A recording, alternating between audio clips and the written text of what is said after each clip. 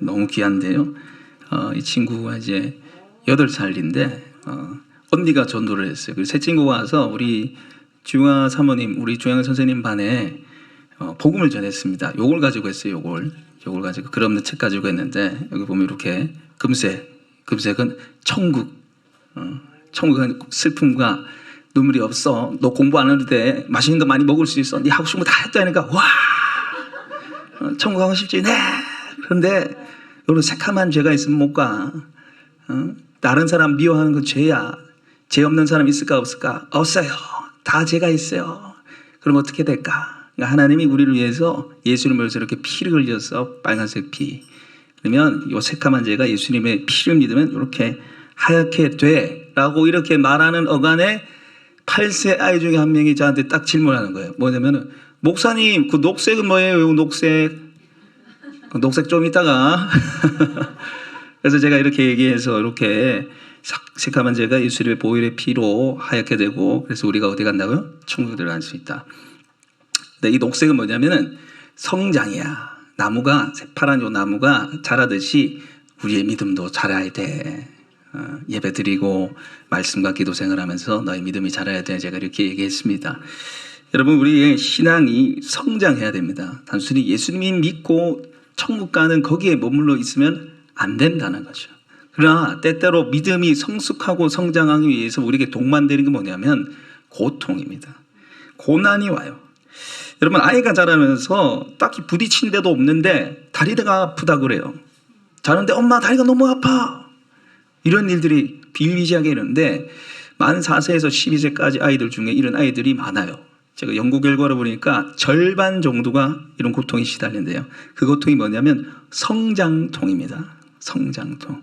자라나면서 고통을 겪게 된다는 거죠. 여러분 성장한다, 성숙된다는 것은 쉽지 않습니다. 고통과 통증이 동반된다는 거죠. 여러분 신앙이 성숙되고 성장하기 위해서 우리는 때때로 우리에게 고난과 고통이 찾아오게 됩니다. 그리고 우리는 그 고난과 고통을 먹고 신앙이 성숙하고 자랍니다. 여러분 오늘 이 5장에서 우리가 6장을 읽었는데 그 앞장에 보면은 신부인 술람의 여인이 일어나 함께 가자는 신랑 솔로몬의 요청을 거절을 했어요. 그거 찾아온 게 뭐예요? 고통이었습니다. 그죠? 옷도 뺏기고 두드리고 맞기도 하고 이 고통을 그가 경험하게 되는 거예요. 그러나 그 이후에 이 여인의 이 사랑이 성숙돼가요. 고통을 통과하면서 여인의 사랑과 솔로몬을 향한 믿음이 성장하고 성격적해졌어요. 더 깊어지고 더 넓어졌습니다. 여러분 우리가 살아가면서 끊임없는 문제 가운데 우리가 놓이지 않아요. 문제없는 인생이 어디 있어요? 끊임없이 우리에게 문제가 찾아와요. 잘 돼도 문제, 못 돼도 문제, 끊임없이 문제가 찾아오는데 어떤 사람은 문제에 파묻혀서 살아가는 인생이 있어요. 풀 수 없는 문제, 해답 없는 문제 속에서 마음이 갇혀 영혼이 갇혀 살아가는 분들이 계신가 반면에 문제를 극복하고 고난에서 성숙의 길로 성장의 길로 걸어가시는 분들이 있습니다. 오늘 저와 여러분은 문제를 통과해서 성숙한 신앙인 성숙한 믿음을 소유하시는 저와 여러분 되시길 소망합니다. 오늘 예배를 통해서 믿음이 자라나고 성숙한 믿음의 소유를 가지고 계신 저와 여러분 되시길 소망합니다. 첫 번째로 성숙한 신앙은요, 일상에서 주님을 누리는 것입니다. 성숙한 신앙이 뭐냐? 일상에서 주님을 누리는 삶이에요. 평범한 삶 속에서. 우리 1절 말씀 다시 한번 읽어볼까요? 6장 1절입니다. 시작. 여자들 가운데 어여쁜 자야, 내 사랑하는 자가 어디로 갔는가? 내 사랑하는 자가 어디로 돌아갔는가? 우리가 너와 함께 찾으리라. 이게 지금 여인이 예루살렘 딸들한테 한 얘기인데 여인이 아니죠. 여인이 아니고 예루살렘 딸들이 술람이 여인에게 하는 말이에요. 그러니까 두들겨 맞고 왕비인데도 두들겨 맞고 옷이 빼앗겨서 그렇게 있는데 예루살렘 딸들이 지나가면서 보이니까 이 원래 여인이 5장에 보면은 내 사랑하는 자에게 내가 사랑 때문에 병들었다고 얘기해달라 이렇게 얘기해요. 내가 상사병에 빠졌다고 예루살렘 딸들아 얘기 좀 해봐라, 얘기 좀 해주라 이렇게 얘기했어요. 근데 그 딸들이 뭐라 얘기하냐면은 도대체 그 남자가 누구길래 다른 사람보다 나은 게 뭔데 이렇게 얘기하고 그 다음에 술람의 여인이 쭉 얘기하잖아요. 우리 신랑은 신랑 자랑 막 해요. 근데 신랑이 사실은 누구를 의미합니까? 예수님을 의미하잖아요. 우리 예수님은 이렇게 예수님을 쫙 자랑했단 말이죠. 어쨌든 간에 예수님을 자랑하고 나서 예루살렘 딸들이 한 말이 뭐냐면 우리가 같이 찾아러 가겠다. 6장 1절 하반절에 보시면 우리가 너와 함께 찾으리라. 누굴 찾아요? 솔로몬. 같이 찾으러 가자 이렇게 얘기해요. 그런데 그 앞에 말씀에 참 핵심이 있습니다. 뭐라 얘기하냐면은 여자들 가운데 어여쁜 자야 내 사랑한 자가 어디로 갔는가? 내 사랑한 자가 어디 갔지? 이렇게 물어봐요. 아니 술람의 여인이 알아요 몰라요? 신부가 알아 몰라요 지금? 대답을 안 하세요. 몰라요. 모르니까 지금 찾아달라 했죠.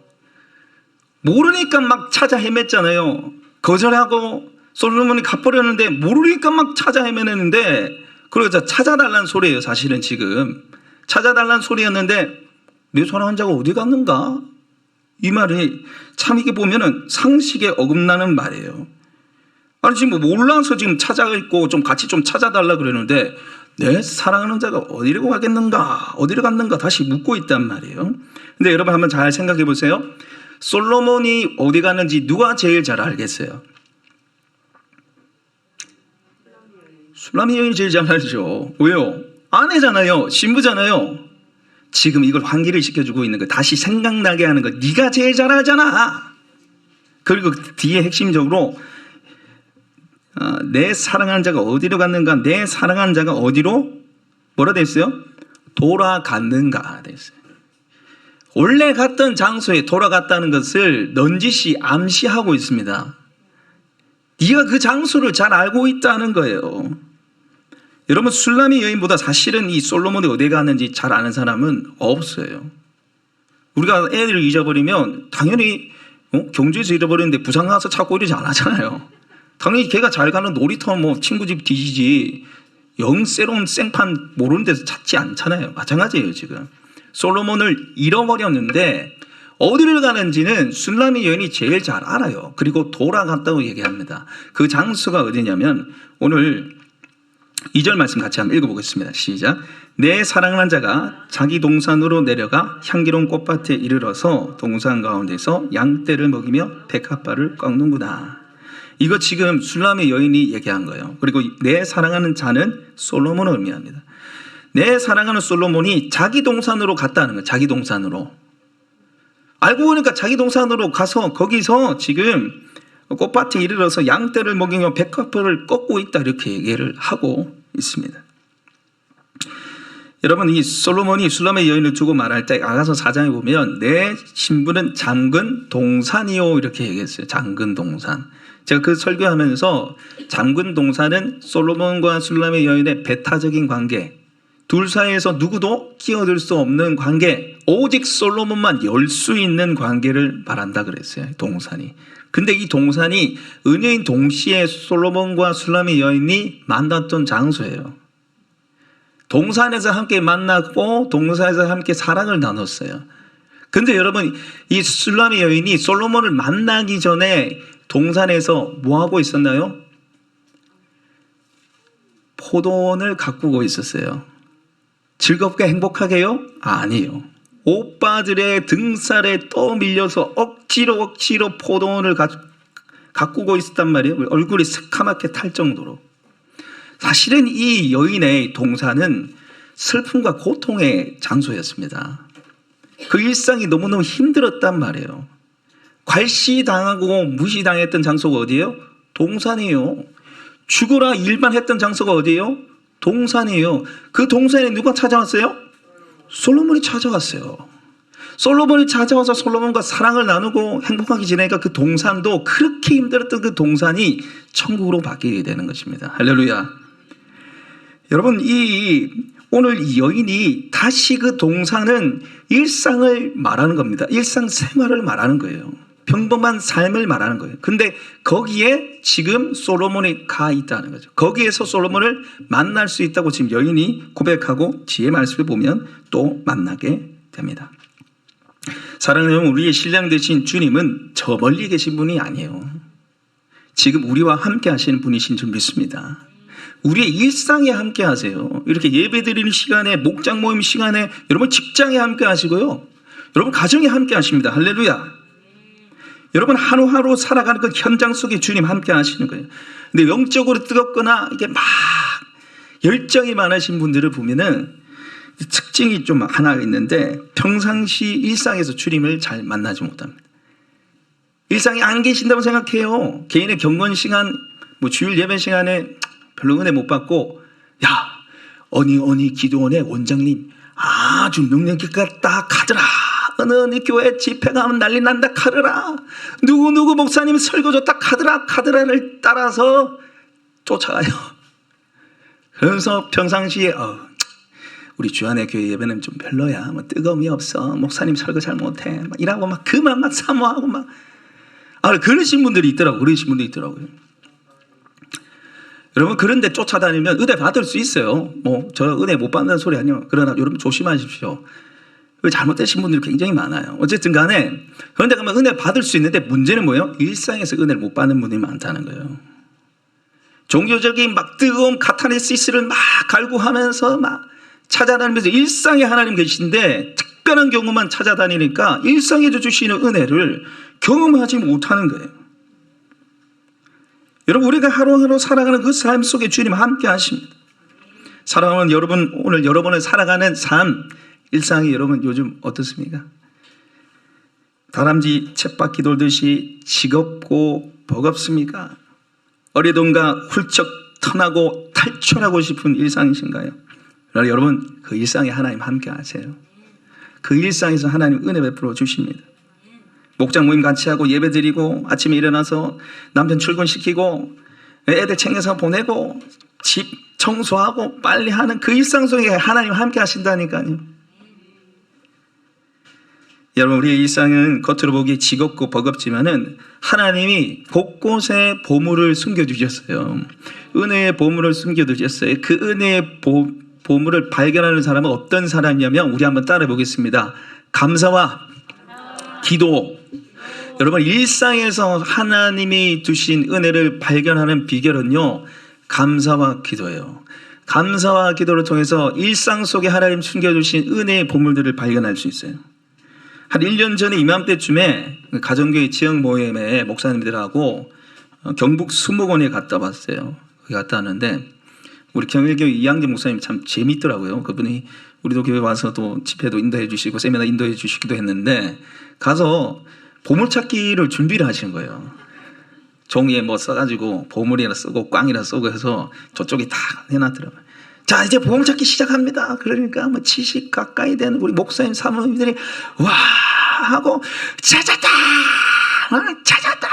하고 막 나는 꽝이네 막 이러고 제가 그 말이 참 나이가 들면 어린애가 된다 그런 걸 제가 봤어요. 어쨌든 그래서 이 뭐 상품은요 뭐 1,000원짜리 뭐 티슈 이런 거예요. 근데 얼마나 좋아하는지 그 보물찾기 하는데 얼마나 좋아하는지 몰라요. 여러분 하나님도 마찬가지. 하나님 우리 일상에 보물찾기 하듯이 막 숨겨놨어요. 은혜들을 숨겨놨는데 그걸 찾아내는 비결은 기도와 감사예요. 감사와 기도예요. 몇 주 전에 목회일기를 제가 봤는데 우리 목장 모임 끝나면 우리 목녀님들이 목회일기를 씁니다. 제가 뭐 잘하나 감시하기 위해서가 아니라 제가 그걸 쓰면은 기도 제목 제가 보고 기도하고요. 제가 도와드릴 일 있으면 도와드립니다. 어쨌든 간에 목회일기를 매주 썼는데 몇 주 전에 목회일기에 이런 글이 왔어요. 우리 장로님이 쓰신 글 같은데 그대로 한번 읽어드리겠습니다. 쇠고기 전골한다고 많이 수고함. 유튜브로 좀 더 나은 전골 만든다고 배움.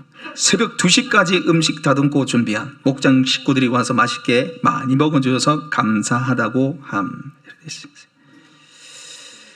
네.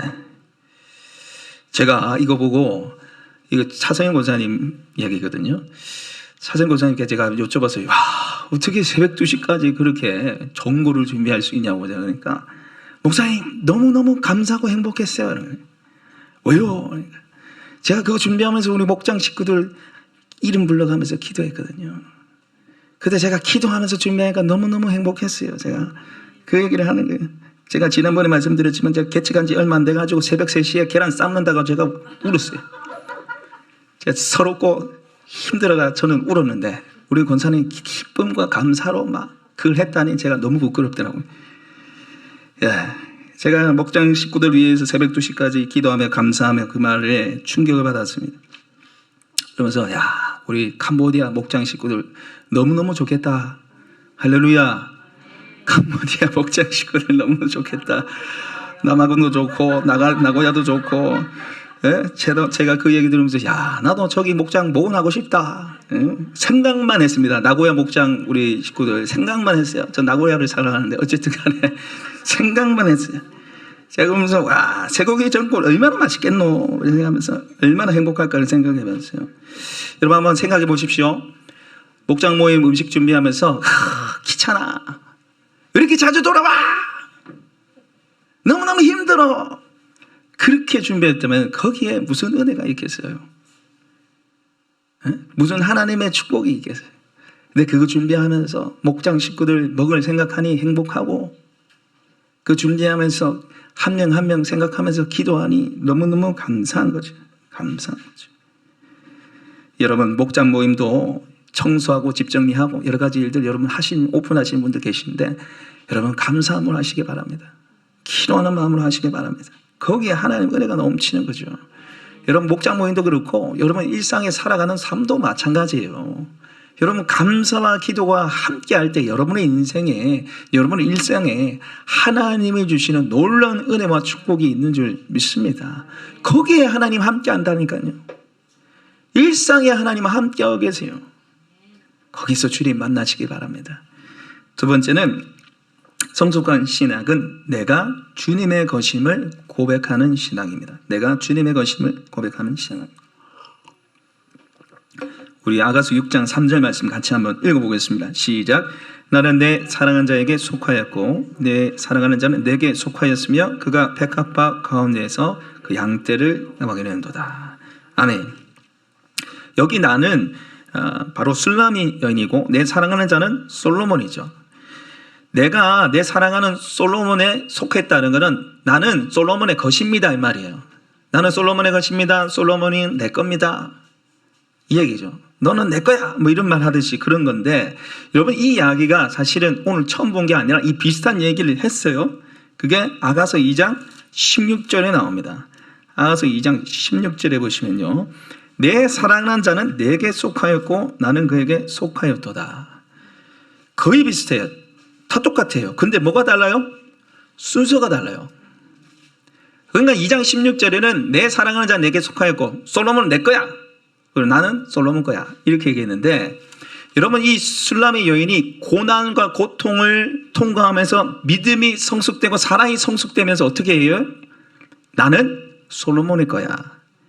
그러니까 순서가 바뀌어서 내가 먼저 나오고 내가 솔로몬의 것이라고 얘기해요. 그리고 솔로몬은 내 것이라고 그렇게 얘기를 하고 있습니다. 여러분 신앙의 성숙은요 소유권 이전이에요. 소유권을 이전해 드리는 거예요.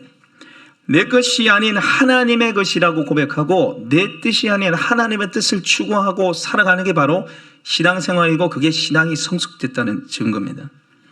여러분 솔로몬 여인이 먼저 솔로몬이 내 겁니다. 솔로몬 내 겁니다. 이렇게 주장하고 고백했던 그 삶을 보면요.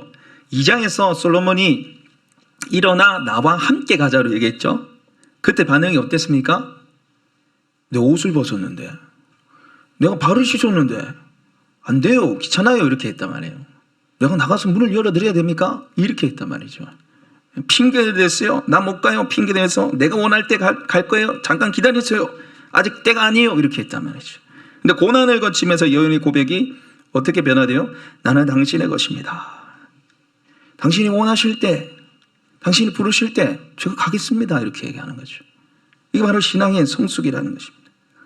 여러분 그러면 구체적으로 내가 주님의 것이라고 고백하기 위해서 주님의 뜻대로 살기 위해서 우리가 해야 할 일은 무엇입니까? 저는 주님께 묻는 거라고 생각합니다. 주님께 물어보는 거예요.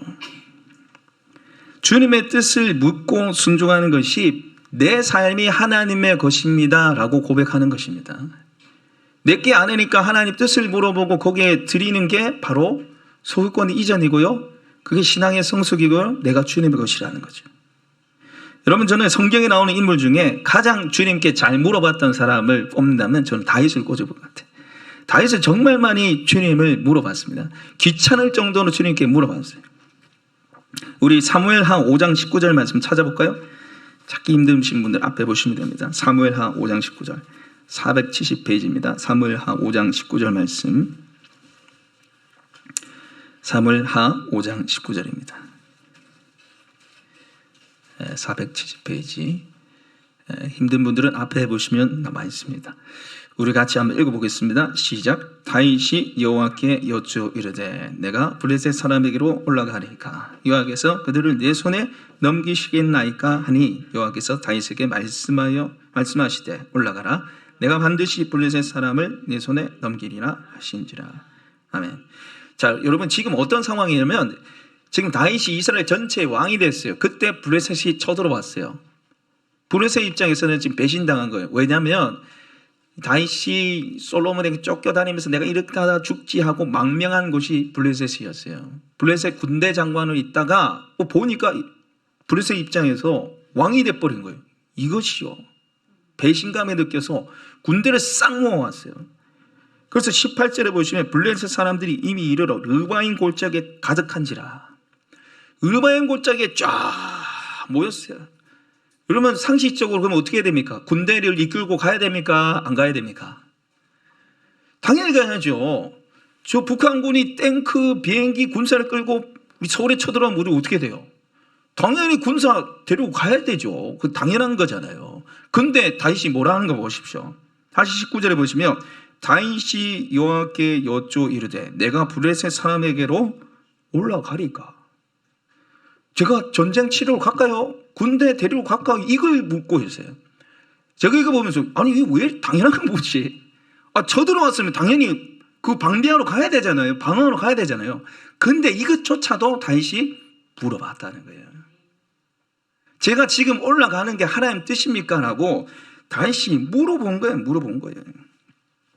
그리고 나서 이 물음에 하나님이 함께 하셔서 올라가라 말씀하시고 결국 하나님 말씀대로 이들을 흩어버립니다. 그 20절에 보시면은 다윗이 바알 브라심에 이르러 그들을 치고 다시 말하되 여호와께서 불을 흩음같이 내 대적을 흩으셨도다.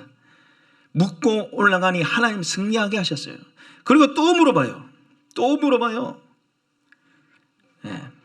그 다음에 또 이 블레셋이 쳐들어오죠. 그게 22절입니다. 다윗이 여호와께 여쭈니 이르시되 올라가지 말고 그를 뒤로 돌아가서 뽕나무 숲을 맞은편에 그들을 기습하되. 또 쳐들어왔어요. 22절 보십시오. 블레셋 사람들이 다시 올라와서 르바임 골짜기에 가득한지라. 또 치고 또 쳐들어왔어요. 그러면 또 당연히 나가야죠. 또 물어봐. 그리고 다윗이 한번 이겼으니까 마음이 교만할 수도 있잖아요. 뭐 이겼으니까 또 이기지 하고 나갈 수 있잖아요. 근데 또 물어보니까 하나님께서 이번에 기습작전이다. 내가 뽕나무 뒤에 사인할 때 니 가라. 그래서 승리하게 됩니다. 여러분, 하나님께 물어보시고요, 하나님께 답을 구하시는 인생 되시길 소망합니다. 물어보시면 하나님의 응답하시고 답을 주세요. 그리고 거기에 순종하시면요, 오늘 다윗과 같은 승리의 삶을 살 수 있는 줄 믿습니다. 네.